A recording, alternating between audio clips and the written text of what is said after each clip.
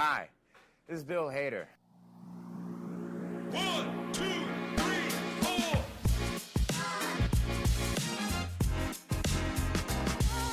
Bill Hader.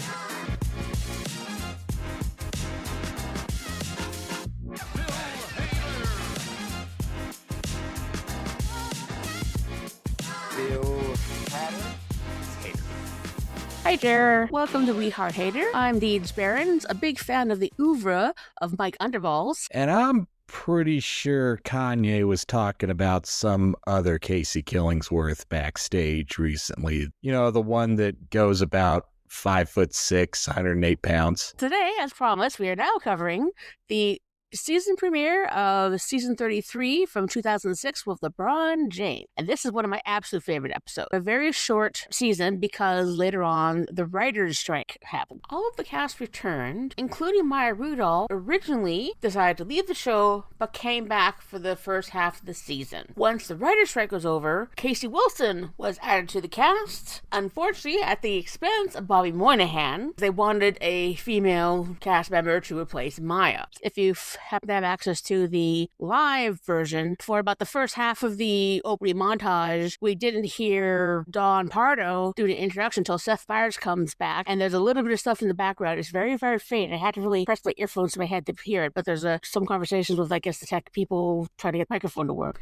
LeBron James is the NBA leading scorer, winner of 4 NBA championships and 3 Olympic gold medals. At the time, he was in his first run with the Cleveland Cavaliers, which was from 2003 to 2010, and only one of 2 NBA players currently active in the Hall of Fame, the other one being Chris Paul. In 2015, he will co-star with Bill Hader in Trainwreck as Dr. Aaron Connor's best friend. Bill Hader's first appearance in this is the commercial for Michael Vick's new brand of dog food called Angry Dog, which is laced with synthetic testosterone and 7 psychoactive drugs to make all breeds of dog, big or small, more violent and aggressive so they can stand up to both real and perceived bullies.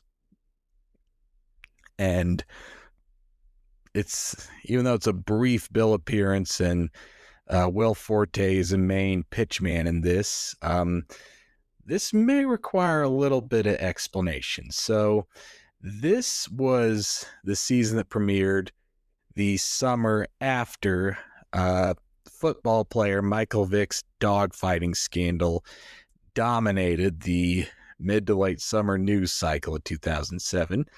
This goes leading up to the football season. No, he's not played by Keenan or even verbally mentioned by name in this episode at all. The only direct reference to Michael Vick in this episode, I believe, is his face being on the front of the label of the dog food bag, which that alone gets a long and sustained reaction from the audience, like slightly horrified, like, oh no. It's like the type of reaction Conan likes, like horrified leading into gradual acceptance. So just their reaction suggests that, with some mixed in with some slick shock laughter that suggests a knowingly subtle, are they really doing this reaction with a hint of, okay, well, if they are, we'll give them a chance just to see how they handle it. And yeah, Forte was the right pitchman for this, as he would be the most trusted member of the cast to put this over. And I do love his rant up top that this, it's a perfect brand of dog food to give your dog that attitude that says, don't you fuck with me. Don't ever fuck with me. And Wig, as the mom, was a nice counter to that. So they say it's good for, seeing eye dogs, like an aggressive German shepherd that's leading Armisen around as a blind man. At this point, the only other member of the cast that could have put this over. They even make circus poodles aggressive. And oddly, Hader is a hunter to show this is good for hunting dogs. It didn't do too much for me, but I got a bit of a slight twisted kick out of seeing the bitten and scratched and scarred up kids bringing the dog back at the end. And what's also odd to think about is that before this, the last time SNL did make fun of or reference Michael Vick directly was in, I believe, January of 2007, the 2007, in the first ever really segment on Seth and Amy's Update when he was arrested for possession of weed at an airport, and they were telling him how to better hide your weed or just throw it away, and you're an athlete, you're rich enough to have a professional weed handler on your team, or a guy will get you more weed or go to jail for it. Oh, how easily time makes fools of us all. Deej, anything to add?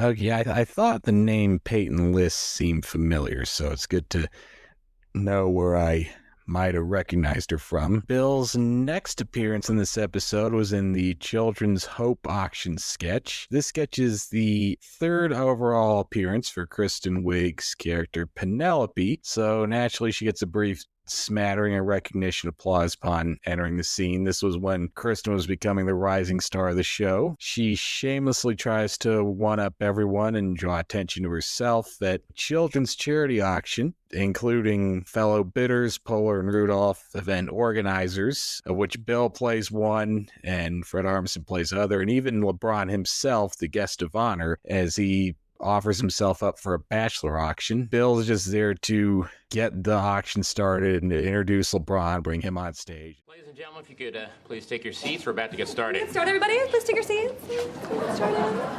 Started now.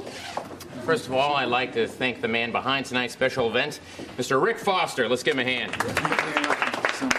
Thank you, Rick. As you all know, the Children's Hope Foundation is lucky enough to have basketball superstar LeBron James here to auction himself off for a romantic night on the town. LeBron, come on out here. Thank you very much. I'm happy to be here. This organization is very close to my heart. Close to my heart, too. Actually, it's inside my heart. It's a little bit closer. More important to me. Okay, LeBron, why don't you tell us a little about yourself? Let the ladies know what they're getting into. And then just chastise Kristen. I don't think I can do this anymore. I'm sorry, everyone. Oh, LeBron, wait. Great. Everyone, let's just take a 10-minute break, get a drink. I'm going to try to go talk to him. Thanks a lot, lady. This was never one of my favorite Kristen Wiig characters, but not my least favorite either. She would go on to debut characters that I personally liked much less in this one over the course of the next two seasons. I didn't have much of a problem with Kristen yet at this point. They weren't going overboard with her yet. When LeBron shows up, this would really start to pick up, and Kristen played off him. The few bits I liked were Kristen Wiig's line about having written the song R.E.S.P.E.C.T. for Aretha Franklin, the whole back and forth where he was named Mr. Crazy Pants, and I also won the title of Mr. Crazy Pants, and they said my pants were so crazy they had to admit them to a mental hospital and give my pants pills and put my pants in a straitjacket.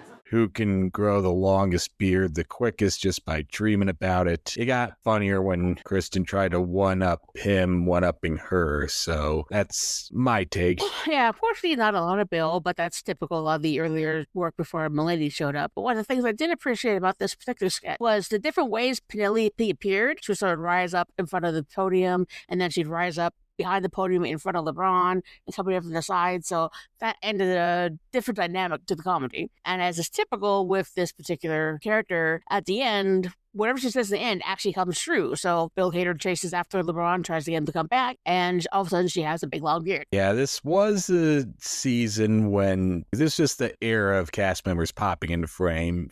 First Andy the previous season, now Kristen. Bill's next appearance is a voiceover narrating this fake promo for High School Musical 3, Return of the Seniors, starring Andy Samberg as Zac Efron as Troy Bolton, and LeBron James is East High's newest student, wants to try out for the basketball team. They're not so much concerned about whether he can play basketball or not as much as can he sing and dance to a hip-hop beat? Can he be thrown up in the air like a cheerleader? He doesn't really want any part of that until suddenly Maya Rudolph pops up as Vanessa Ann Hudgens as Gabriella to tell him not to go because then he might miss his chance to see her boobies under this black bar and possibly hook up with her, and then he decides to stay. This is one I don't quite know where to start with this one. It might be the first of a few parodies of the whole High School Musical craze from the late 2000s that SNL did. The two we would get in the following season, the Night School Musical with Ben Affleck, and the actual straightforward focused parody of High School Musical we get when Zac Efron would actually host, when he comes back to warn that senior class that no one sings out loud in college. So be prepared for that reality. Those would be better High School Musical sketches, but it's not the best sign for SNL this time that both Mad TV and SNL had done separate High School Musical sketches at this time. And Mad TV not only did theirs earlier, but had a better, more creative one. And this also signals the start of a dangerous trend in SNL season premieres that wouldn't really plague the show, I would say, until the last few years recently. So we wouldn't see this for another 15 years of season premieres being just loaded with sketches that parody various things from the summer news and pop culture cycles, just for no other reason than to just acknowledge that these things occurred and happened rather than commenting on them with an actual take, especially with things geared that appeal to or geared toward a younger audience. So, for example, this sketch only serves the purpose of acknowledging to SNL's audience that their writers are aware that High School Musical 2 just recently premiered on the Disney Channel, and that after it came out, one of its female leads just had her private nude photos leaked on the internet. Beyond that, it doesn't offer much in the way of commentary, comedic take than that. Just kind of explaining these things happened in pop culture to SNL's older, less terminally online viewers who may not need to know about this if they don't have kids. As wrong as it seems on paper for Fred Armisen to be playing a Corbin Blues part, like they would ever let that stop them anyways, we'll see.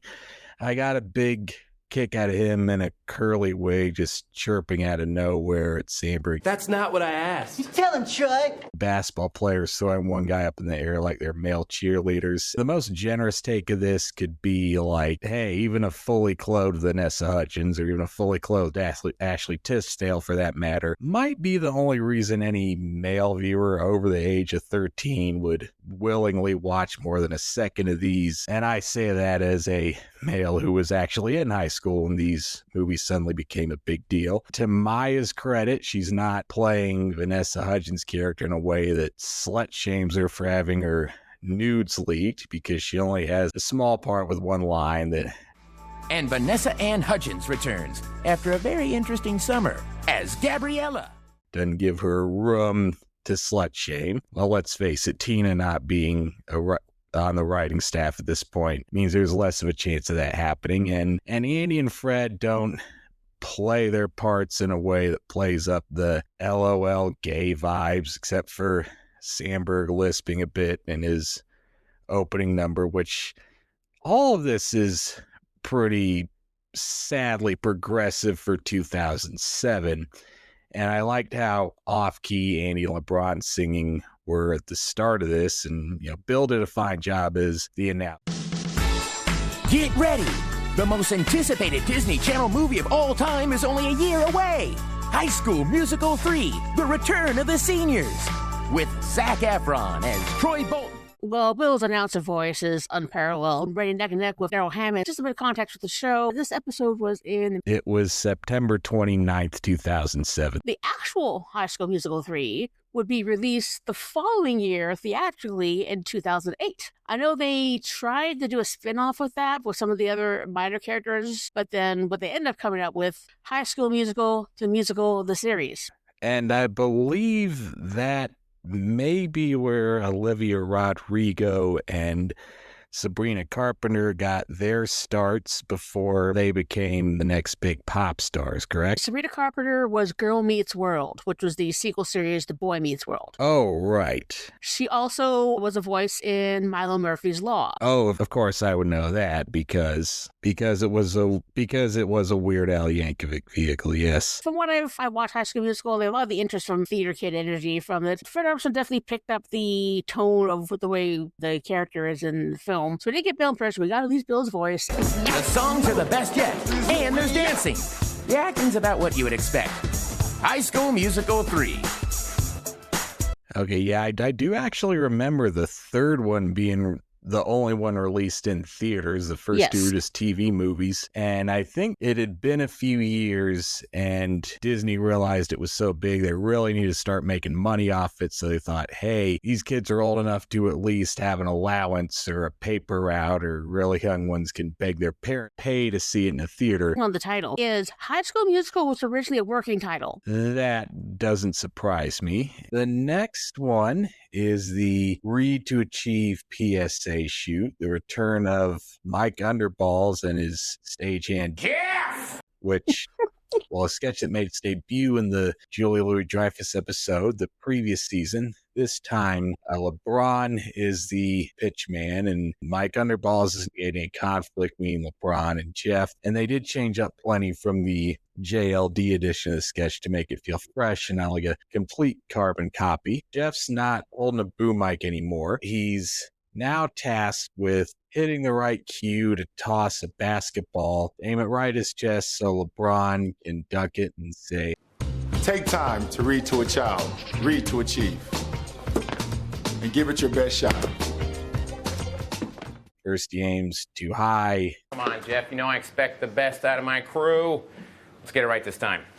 No, hey, man, don't worry about it. Just hit me right here, right in the chest. Yeah, I know how to throw a basketball. Thanks, though. Okay. Throws too early and hits his head and... Okay, cut. Jeff. You gotta wait for that cue, buddy. Yeah, sorry about that, Mike. My mind must be elsewhere. You know, I just bought a new sweater. Jeff. I get it. Just focus up on this one. Yeah, I hear you, Mike. I guess I thought an NBA player would be a little quicker, that's all. I wasn't even looking. Yeah, whatever excuse works for you, man. It's not any... Then he simply just tosses a book at him. They improve on this formula. Bill's doing a bit more than just playing the straight man, even when he backs up Jason's check ball request. All right, that's it, hotshot. Check ball. You serious? Yeah, damn straight I'm serious. Let's go. You and me, one-on-one. Mike. LeBron, check the ball. I really want to see this. But it is more of a Jason showcase at this point because, in case you don't know, Jason Sudeikis, he is an actual real-life basketball fan going back to his youth. So you can tell this is probably written especially for him to showcase his skills on the court. And it was especially funny that he bragged to LeBron about playing high school ball, and Bron and LeBron just immediately blocking all of Jason's moves and then elbowing him to the floor. So he gets up with the wind knocked out of him and a bloody nose, and they go for best 2 out of 3. But it was definitely the best live sketch of the night. I absolutely love the sketch by Underballs. Is always a treat. Jeff! Which is, I never get tired of that. Although I do see Bill doing his left hand scrunched up hand. Why did it go near his face? But he kept it down. There was the Seth Meyers interview with Jason during the pandemic when he was doing interviews from home. Jason actually did score on LeBron. At rehearsal, we did, you run through it usually like 3 times. And the very first time we did it, I went down, and the hoop was probably, 8.5 feet or something like that. I went down the left side, I went up, like that, and reversed it and came underneath and kissed it off the glass with a little spin, and it went in. And all the camera guys, everybody on on the set were like, "Whoa!" I'm pretty sure Maverick, who was LeBron's right hand man, was there too. I was just like, "Oh snap!" And LeBron came over and gave me a little love, and I was like, "Okay, great." And I beelined it to the to the control room, because we film all those things, and as a writer and as an actor, you get to watch the shots and see what works and what doesn't. And I quickly got a DVD of it burned and went to go watch it. And you see me go to the hole. It fades to black as the sketches do in rehearsal, but you hear the audio of like the crowd going, "Hey!" like that. And that's it. It only exists through oral tradition. So thank you for allowing me to spread this lie continuously. LeBron's reactions were just right above anger, in particular when he ends up throwing a book instead of the basketball. What the hell is this? That's a book! Why'd you throw him a book, Jeff? Hey, it's about literacy, Mike. I'm just trying to mix it up. I got good ideas too, Mike! No one's arguing that with you, Jeff.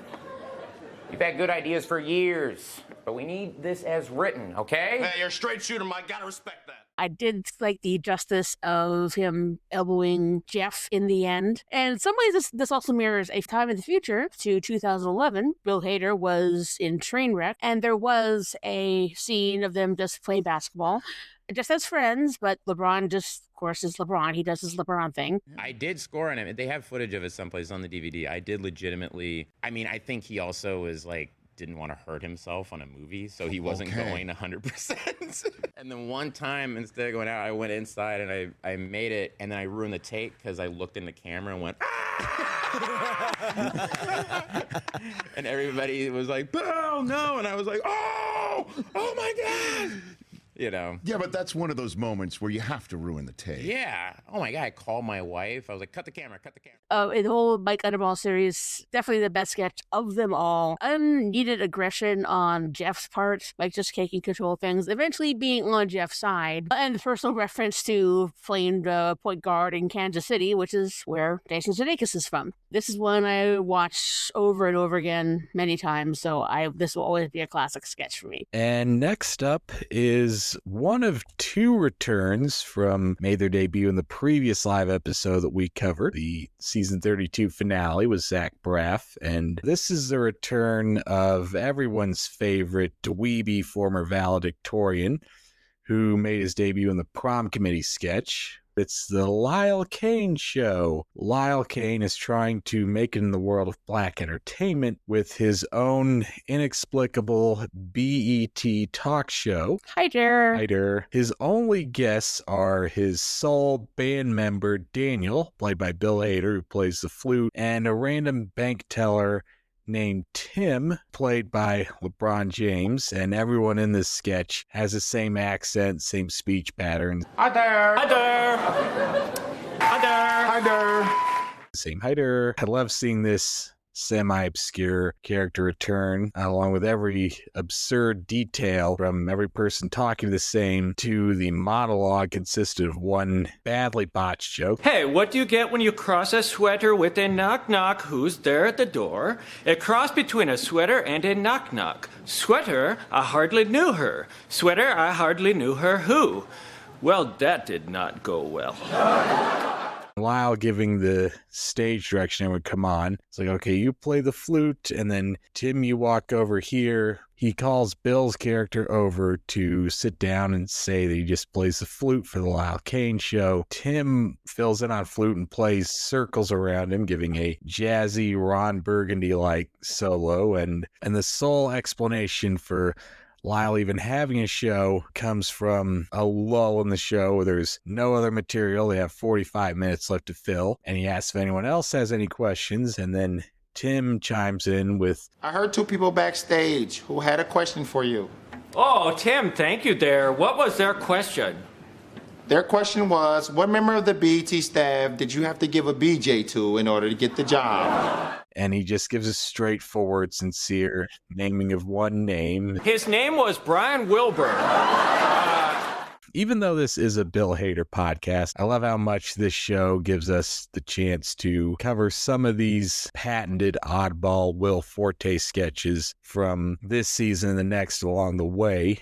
Which almost makes up for his lack of use and sudden departure, even if it may have been for personal reasons by the end of the season after this one. Most whitest white guy have a show on what he refers to as Black E.T. We don't know why he wants to get into the black entertainment industry. Bob Kane is definitely an interesting character. Bill's hair, all kind of just, and how he explains. Standing right over there behind the wall. It's only like 20 feet away. But we have that guest wait there until we call their name. And then they walk over here and we have a conversation. That's how we do the show. When Tim comes in, he starts to sit in Lyle's chair. Yes, that is my chair. Sorry. Okay, yeah, so you sit here and I will remain at the chair in which I started the show, in this chair right here, and you should have known that. So. Bill and Will have worked really great together. Same thing with Bill and Sudeikis. Well, basically Bill and anybody, but they're ones who did collaborate on a few things with Simon Rich when he was at the show. One last bit I'll add. I love the last beat ends on where he says, that's it for the first Lyle Kane show. Tune in for our next episode, which will air on October 7th, 2010, which at this time was 3 years from now.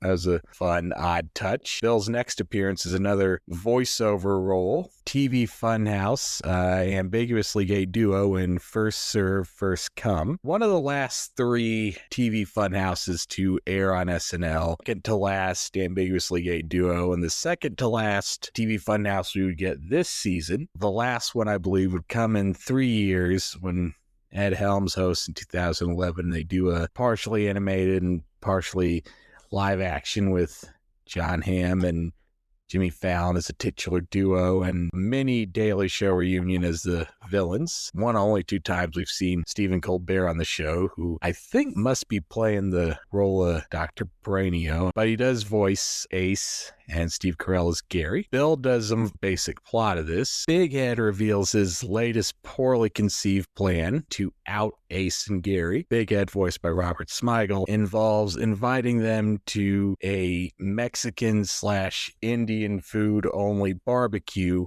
with only 2 connecting porta potties, one of which will be used for a sting operation by Minnesota Police Department Sergeant Karsnia, also voiced by Robert Smigel. First of all, this is truly we're reaching the end of an era, and this being the same episode as such a notable early digital short makes this feel like even more of a true passing of the torch moment. So in case you couldn't tell, this is one of the many very topical sketches in this episode. This was based on then Minnesota Senator Larry Craig's recent scandal at the time, where he was arrested for soliciting gay sex in an airport men's room. I guess even Smigel himself thought he was done with these 2 superheroes, since at this point it had been 5 years since the last one, and then he saw the Larry Craig story all over the news at late summer and was just struck with inspiration to write something super topical. And Bill has several small but noticeable voice roles as, This is Flame Eye. Yeah, hi. That's Lizardo. Hi. I'm Flatside. 3 of the obscure one-off Dick Tracy Batman ripoff villains. Lizardo, first person to run into the bathroom and just be going through it. Frankly, I don't have all that much more to say about this, except it cemented in my mind how much I found the later editions of these funnier when Robert Smigel and company decided to take the first element of these, which seemed to be seeing how many outlandish visual suggestions of gay/anal sex they could get past the censors on the back burner, in favor of highlighting the other subtle element of this, of how Big Head's plans as a villain became more focused on just outing Ace and Gary specifically, and less about like world domination and causing general destruction, like a supervillain who's not totally shitty at being a supervillain. What purpose does the character of Orbotrox serve other than just being a floating green robotic jack-o'-lantern who beeps and makes vulgar wisecracks? Was that just to get stuff past the censors too? I don't know. The one gag got me was Ace and Gary playing charades by just gyrating around like male strippers and somehow being able to guess all about Eve and letters from Iwo Jima just based on those alone. Other than that, I at least appreciate how the gags in this were more verbal than visual, even at the expense of more scatological humor being sprinkled in. Oh, God. Oh, it's still going. You heartless lowlife. Oh,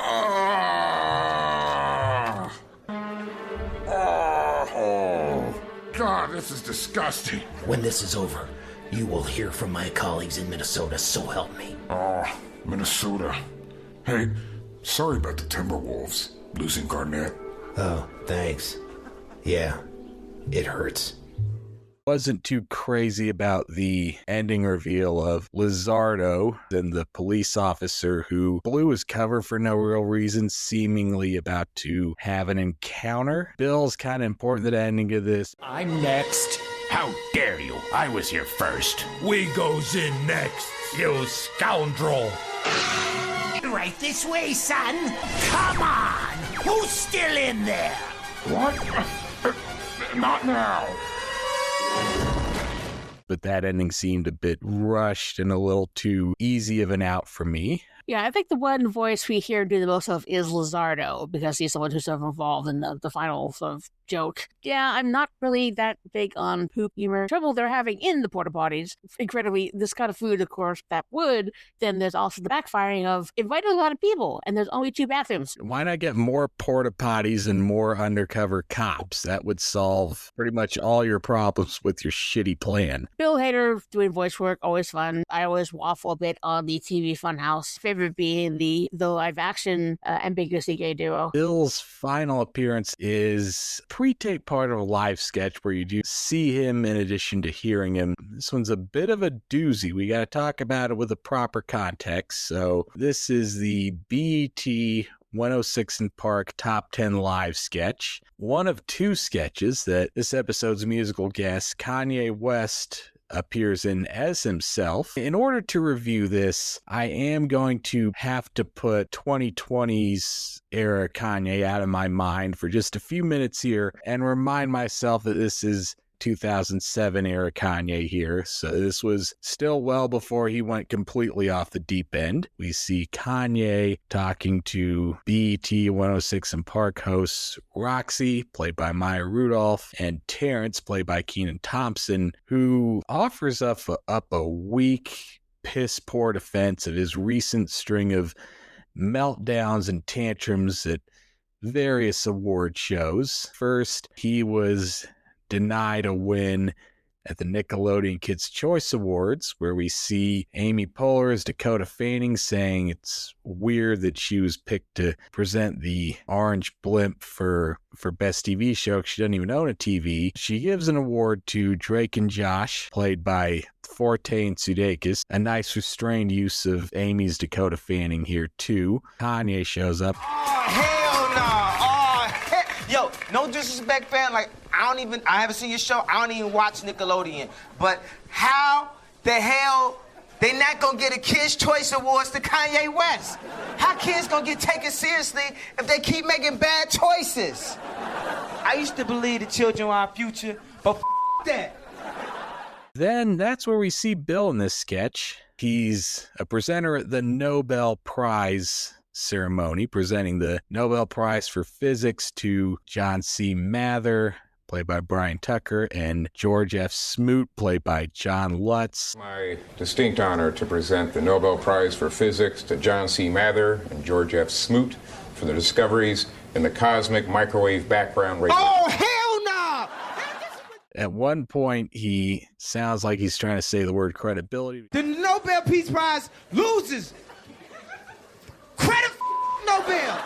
Well, did he just botch a line that badly? I got a kick out of Kanye at the county fair, and Will Forte is the mayor presenting the award for best pumpkin to an 8-year-old girl, and he's like, pumpkins cost $1 million and it's got champagne in it. You got a lot more years where you can win this. Now they're grilling him over footage of him backstage that week at SNL, just stomping around his dressing room about how he's not the host, how they having him on and not having him the host. Man, give a black man, give a short black man a chance, man. Seriously, man, tell him what the I said, man. I got the number one album in the country, fam. I'm sick of this shit. Just outside, we see Lauren and LeBron. I'm sure he's talking about a different LeBron James. And I'm sure he's talking about a different Lorne Michaels. No, there's only one Lorne Michaels.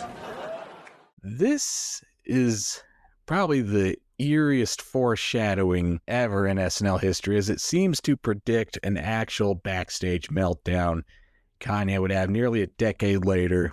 In February 2016, audio of this was captured of him. He was a musical guest, and the stage crew was tearing down his lighting design without his permission, even though it's not his stage, it's SNL's stage. He threatened to walk off. Lauren had to step in and talk him out of walking off the show entirely. This wouldn't even go on to be the most notorious thing Kanye said or did in the SNL studio that didn't make it to air. At this point, honestly, I might find the story behind this sketch funnier than the sketch itself, as Seth told it when he would host in 2018, right after they do a sketch with Chris Redd as Kanye. So we pitched him a sketch wherein he would interrupt different award show speeches saying they had made a mistake and he should have won.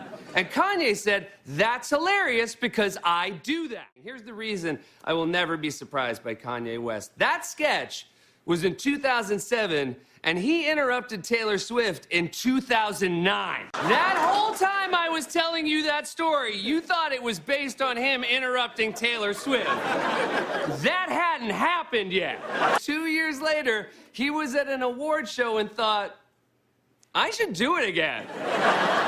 So when people say, are you surprised Kanye supports Trump? I say, no. The power of Seth's writing helps this sketch hold up better than you'd think it would, given how badly and irreversibly Kanye damaged his own image and name and legacy by 2025. He was a musical guest for Bill Hader's first episode and Bill Hader's last episode. So that's one particular context.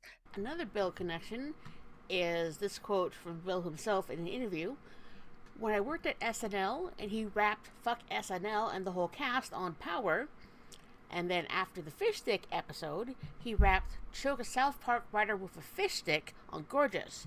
So he tells me to fuck off twice on my beautiful dark twisted fantasy. During the Nobel segment, Kanye kept referring to the Peace Prize, and what they were presenting at the time was the prize for physics. And the names that they mentioned, John C. Mather and George Smoot, did win the Nobel Prize for Physics in 2006. He performed twice, and I don't really have anything else to say about that. Yeah, me neither. But that's all of Bill's moments. Want to talk about the cold open just for the oddity of it. This opens with this episode, there's a couple oddities here that I want to bring up. This episode opens with a message from the all but certain to be next president of the United States. It's supposed to be a message from Hillary Clinton, played by Amy Poehler, but the first person we see is Bill Clinton, played by Daryl Hammond. Amy comes into the scene and asks him to leave, and he's like, oh, is this a bad place to read? I can't begin to tell you how strange it was at first to see Daryl Hammond as the first person you see in this cold opening for this season premiere. You may have to have been around and regularly watching SNL at the time to know why this was. At one point in November of 2006, NBC actually aired a Best of Daryl Hammond compilation while Daryl Hammond was still in the cast, which was strange because this is the first time that had ever been done for a still active current cast member before. based on the timing of when they would put out Best of Will Ferrell, Molly Shannon, Chris Kattan, Tracy Morgan, Jimmy Fallon, we regular SNL viewers had just been conditioned to expect all these big cast members to get their best of compilations thrown out there right after they leave. And you've never seen them do that for someone who's still on the show. It only aired once on NBC, and it was never released on DVD, and it's not even streaming on Peacock with some of the rest of the best ofs. It actually did get a proper home video release when they came out. And the reason for this, it was at the request of Daryl himself, who didn't believe this compilation truly represented his best work. And as far as I know, this is the first and only time that's happened with the best of as well. So the rest of this sketch is, well, I don't want to overstate the obvious here. Amy as Hillary just already giving a very premature and shockingly petty and extremely condescending farewell speech to her fellow 2007, 2008 Democratic primary candidates under the assumption that she's obviously going to win, considering how Hillary's real-life political career would go from here, and considering who two of the real-life Democratic presidential hopefuls she mentioned by name in this, that she would actually go on to talk to and work with regularly, this one has held up pretty poorly since before this season even ended in real time. And just even hearing any depiction of Hillary Clinton mentioned the year 2016 makes me cringe a little, because that would turn out to be her own. Obviously, Obama will become president, Joe Biden would be his vice president, and Hillary would go on to be their Secretary of State.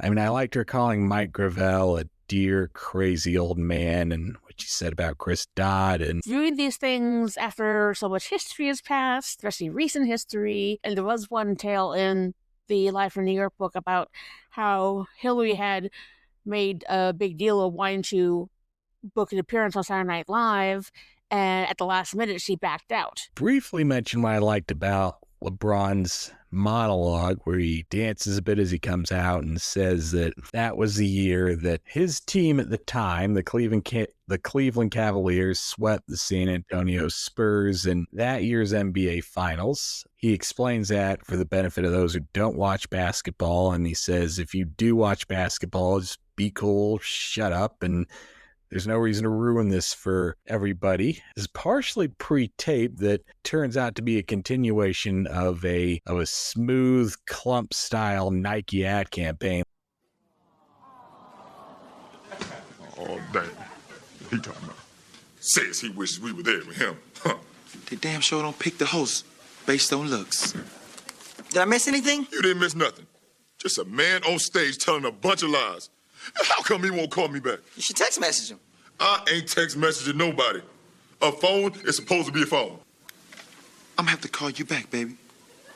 I'm watching Saturday Night Live. I thought they canceled it after Eddie Murphy, too. Be quiet. I want to see if this is going to get any better. I think he's doing great. What do you know? You're just a kid. If an old man tells you something that's not good, then it's not good. It's just the way of the world. We cut back to Braun having filled an entire chalkboard and saying, this is how you fix America's broken healthcare system, which was a nice way to start this off. Short monologue, got in, got its laughs, and got out, which is probably the best they could have hoped for an athlete with LeBron's acting ability. When Bill was working with LeBron on Trainwreck, I was very surprised at how natural that LeBron was.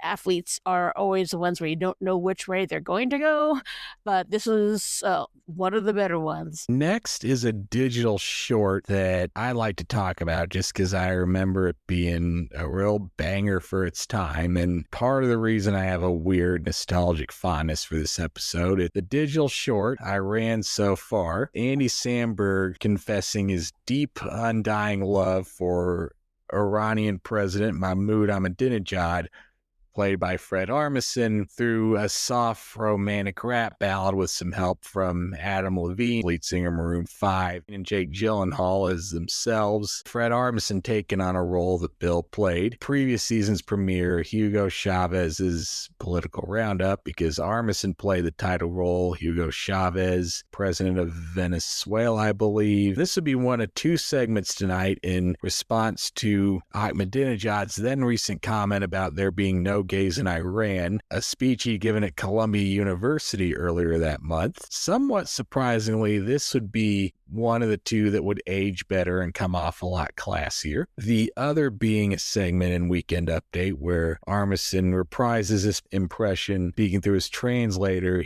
Meyers his translator. It's just a tired, hacky joke about a publicly anti-gay politician probably being secretly gay. But the digital short from The Lonely Island I ran so far, this is a lot classier and executed a lot more beautifully. I'll give them credit. It does play up on that tired comedy trope of just homophobes being secretly gay, but they do take the same tasteful and tactful approach to it that the entire Lonely Island would do with their Spring Breakers anthem on the Whack album. Maybe a little heavy on subtle for 2007 gay jokes and innuendo, ending it with Andy saying, I know you say there's no gays in Iran, but you're in New York now, baby. Gives this that feeling of like an overly long and complex setup to a quick and simple punchline that hits just right and makes a strong statement, as much clapter as it gets. Plus, even that is preceded by an even more biting line from Andy Samberg.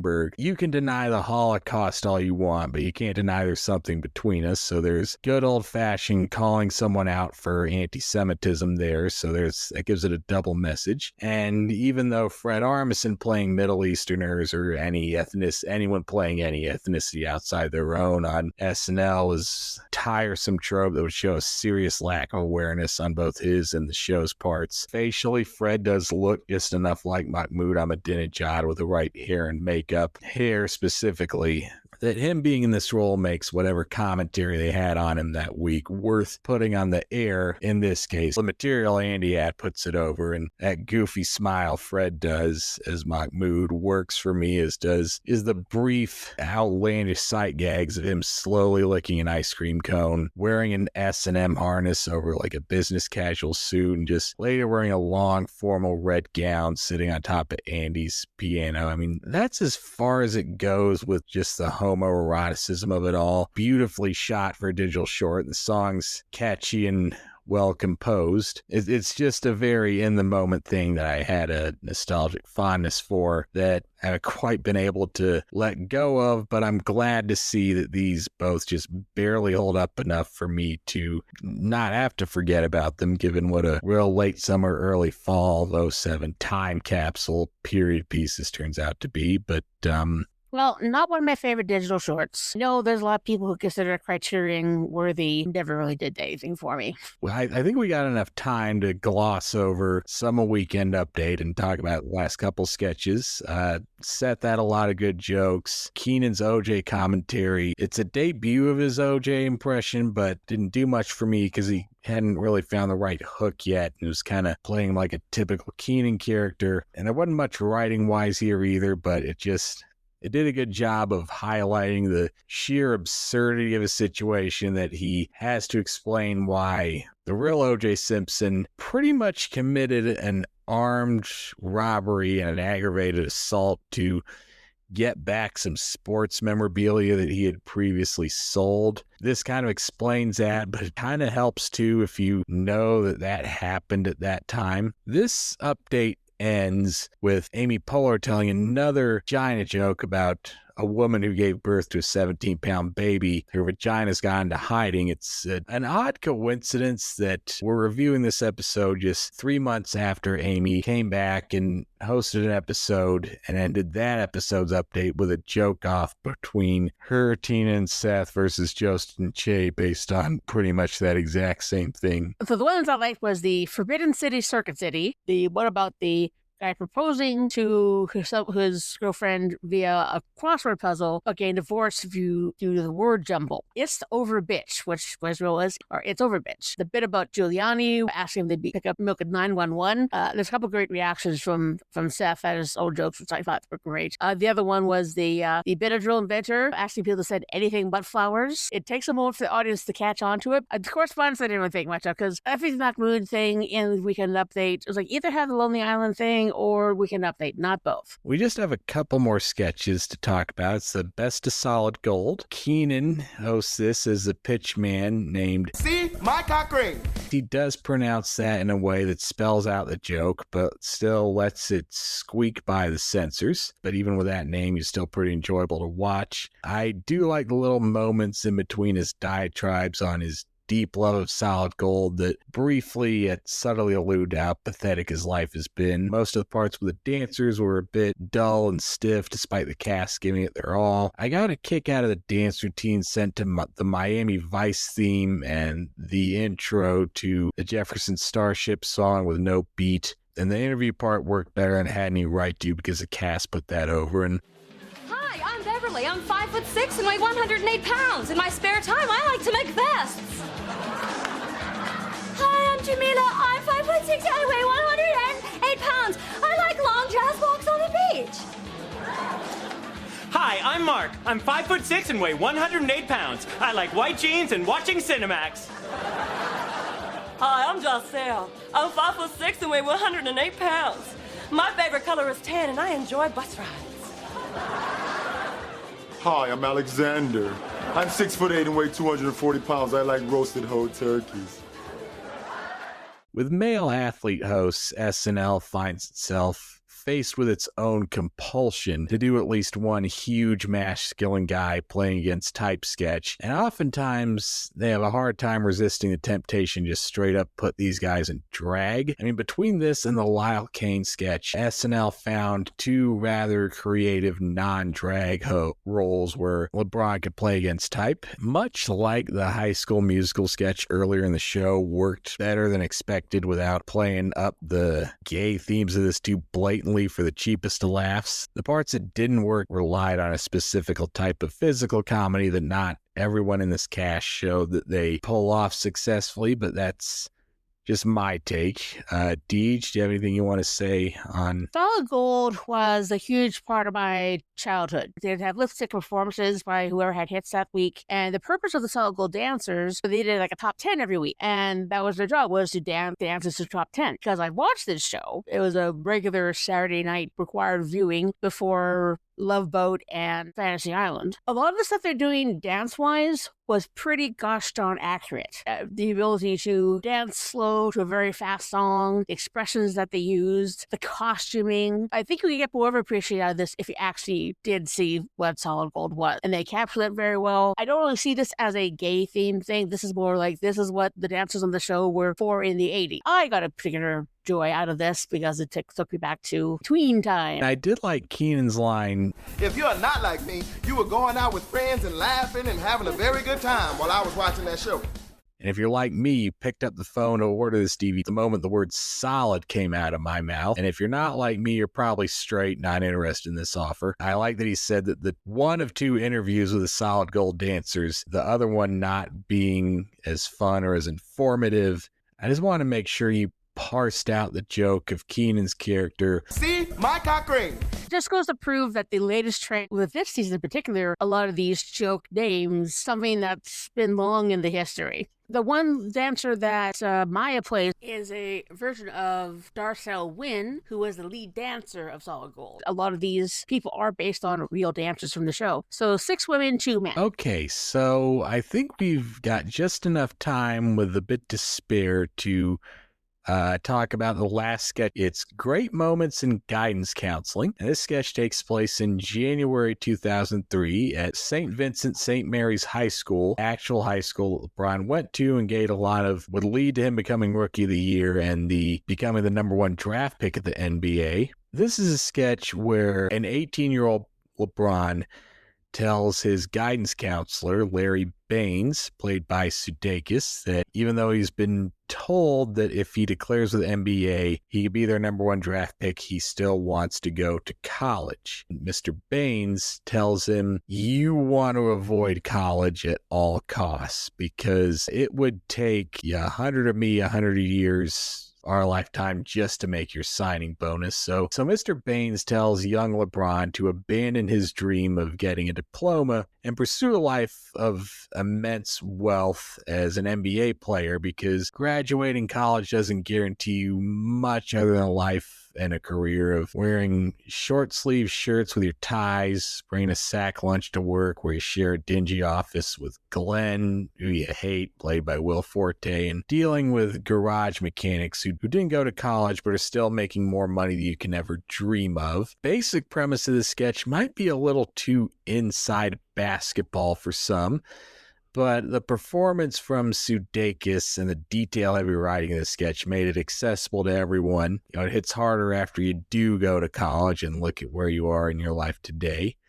I do like Sudeikis just quietly berating Forte for no reason and not letting him speak. I mean, my shirt doesn't have long sleeves. I make my own lunch. I share an office with Glenn. Well, don't say it like that. Shut up, Glenn. Shut up.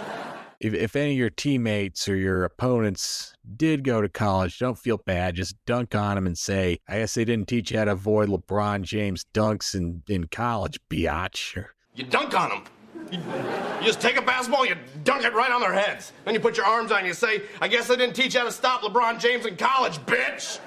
And he tries to sell LeBron his own diploma for $1 million by just taking it off the wall and just dumping it on his desk. And in the live version, at that moment, there is this weird technical gaffe where the screen just goes black and it looks like the camera cuts to the control room or another poorly lit part of the studio where there's just a monitor, which they fix in the reruns and the Peacock edit along with several other camera miscues. And the highlight of this sketch is a callback to that thing about garage mechanics I mentioned earlier. Jason's speech about how he drives a 93 Toyota Corolla, and every time he goes above 50 miles per hour, his glove compartment pops open. To get that fixed, he has to take the car to a mechanic who didn't go to college, but still gets to charge him $400 just to fix his glove compartment. Shuts up Forte, who, when he tells me you just duct tape your glove compartment closed to fix that for much less. He convinces LeBron to skip college, and at the end, there's a preview of next week's episode of Great Moments in Guidance Counseling, which I think due to the show running long, this got cut from the live show and then edited back into the reruns. So next week's episode shows Keenan as a young Kanye's guidance counselor, and this will be the last nail in the coffin on him, I swear. But Keenan just tells Kanye to go to college for a year, drop out, and then write songs about it. I did like Jason Sudeikis' performance, and he definitely has a point. There's a lot of trades out there, like plumbers and contractors. Yeah, you don't have to go to college for it, but they make bank because it's a very specialized skill. So there's always different programs that I thought of when I was younger was, so a friend of mine had taken, we have a local technical college it was the British Columbia Institute of Technology, still around, and they had a women in trades course where you get to sample different trades, and if you decide to go for one, you can. College is not always the thing you need to go for. Trades are a very, very valuable tool. So that's something for any listeners to think about who might be between the ages of 18 and 22. That's this episode, and this is an episode I've always had a certain nostalgic fondness for, probably because I was in the middle of high school at the time, and I'm glad to say, without looking at this episode entirely through rose-tinted glasses, it's still a quietly solid season premiere. It still mostly holds up in the right places. Yes, there are a lot of very topical pieces in this based on politics and pop culture that may or may not be lost to the time fog nearly 2 decades later, but that's pretty common for most SNL episodes from many different eras, especially season premieres. A few things here that just flat out didn't work, and what doesn't hold up isn't too egregious or problematic to still be able to enjoy by 2026 standards. From the time you do get the sense that Andy and Jason may be emerging as the new stars of the breakout cast. And maybe Kristen, too, with Forte and Poehler holding down the fort as the established vets. Maya, we already know, had one foot out the door at this point. But Bill looks like he's, if nothing else, at this point in his SNL career, Bill looked like he was going to emerge as the next breakout utility man. He'll show himself to be in roughly a year's time when they start recognizing this and using him more, thanks to John Mulaney's help when he joins the writing staff. One of my favorite episodes, one of my favorite sketches, Read to Achieve. So there's so much to love about this episode. And speaking of season premieres, first I have to say a very happy birthday to my co-host, Casey Killingsworth. Is the second the actual? The second is the actual day, but yes, thank you for wishing me a happy birthday, which it will be when you're listening to this. The other part of this episode when it releases, beginning of our second year of this podcast. We had a preview in November and a revised preview in December. Our first episode released on January 2nd, 2025. This episode will be going out on January 2nd, 2026. We've made it through 26 episodes. First year of the podcast. We're still kind of growing thanks to a random post in the Saturday Night Network chat. Found Casey, and there's a lot of people who say we have a good partnership, and I definitely agree. Now, while I may have the extra work with Saturday Night Ladies, this is still my first love because of Bill Hader. Thank you, Casey, for being an awesome co-host, always being there and understanding, and we're happy first anniversary. Well, thank you, Deej, for that, and thank you for giving me a space to podcast on a regular basis outside of the SNN patron feedback shows, which, given my new work schedule, I don't know how I'm going to be able to do in the next year, but I'll figure out what works for me. And thank you to John Schneider for giving me a space for us to meet, for me to dip my toes in the SNL podcasting pool. John is our podfather. And also thank you to Andrew Dick and Tim Cicali for doing that week in SNL and inspiring me to start this podcast with Deej and get it off the ground. And thank you to Stooge, if you're listening, to inspiring me to start writing my own SNL reviews on a regular basis and get further into the online SNL fandom that led me here. And of course, thank you to all of our listeners and anyone who's ever engaged with this podcast even once, because we really do it all for you guys, and we really wouldn't be here without you. We wouldn't be doing this if it weren't for you. I remember this got started when I did a SNN patron feedback show in October of 2024, and later on I decided to go back and watch that myself from the beginning, just because I heard the guy say, that we had some great discussions, so I wanted to catch that. And that's when I heard Deej say she was looking to start a podcast that's about Bill Hader and was looking for a co-host. And I decided, hey, I can do that. So I reached out to you on Twitter and we got this started. So it's been incredibly gratifying to do this, even as just a hobby, for the past year. And I like to thank everyone who helped me along this journey in some way. So it has been a great year as far as this podcast goes. And through the past year, I have definitely learned a lot more about the editing. I learned the big lesson with Saturday Night Ladies. Don't go through most of the episode and then decide, let's cut together the end and then try to go back. Doesn't work.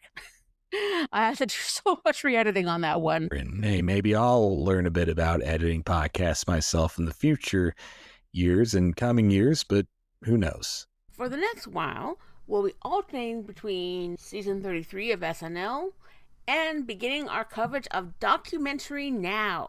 I am Deej Barrett, and will continue to be. And I will still be Casey Killingsworth until I am informed otherwise. And as we've been doing for the last year and years before, and will continue to do, we heart Hader.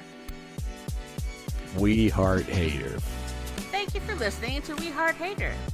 If you enjoyed this episode and you'd like to help support the podcast, please subscribe and leave a rating and review on Spotify, Apple Podcasts, Amazon Music, or wherever you get your podcasts. We Heart Hader is a presentation of Wacky Notion Productions. Created by Deej Barrett. Hosted by Deej Barrett and Casey Killingsworth. Recording and editing by Deej Barrett. outro music by Music Unlimited, used under Creative Commons license, courtesy of Pixabay.com.